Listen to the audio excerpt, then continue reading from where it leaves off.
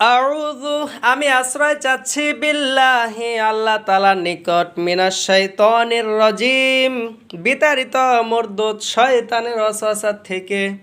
সূরা শব্দের অর্থ অধ্যায়, ভাগ, পাঠ, একটি অংশ। ফাতিহা শব্দের অর্থ খোলা, উন্মোচন করা, আরম্ভ করা, শুরু করা। মাক্কিয়া মক্কায় অবতীর্ণ হয়েছে। বিসমিল্লাহির রহমানির রহিম পরম করুণাময় অশেষ দয়াবান অনুগ্রহশীল আল্লাহ পাকের নামে আমি শুরু করতেছি। আলহামদু সমস্ত প্রশংসা লিল্লাহি আল্লাহ তাআলার জন্য, রব্বিল আলামিন যিনি হলেন এ সমগ্র বিশ্ব জাহানের রব, পালন কর্তা, তার জন্য সকল প্রশংসা। আর রহমানির রহিম যিনি পরম করুণাময় অশেষ দয়াবান অনুগ্রহশীল।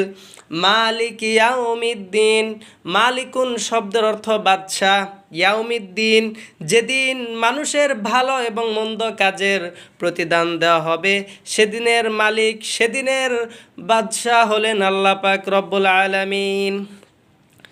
ইয়াকা তোমারই না'বুদু আমরা ইবাদত করি, ওয়া ইয়াকা নাস্তাঈন এবং তোমার কাছে সাহায্য চাই।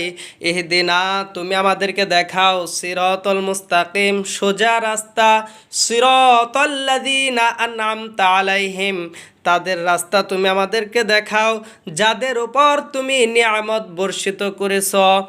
গায়রিল মাগদুবি আলাইহিম ওয়ালাদ-দাল্লিন আমিন তাদের রাস্তা নয় যারা গজবপ্রাপ্ত হয়েছে এবং পথভ্রষ্ট হয়ে গিয়েছে, তাদের রাস্তা আমাদেরকে দেখায়েন না।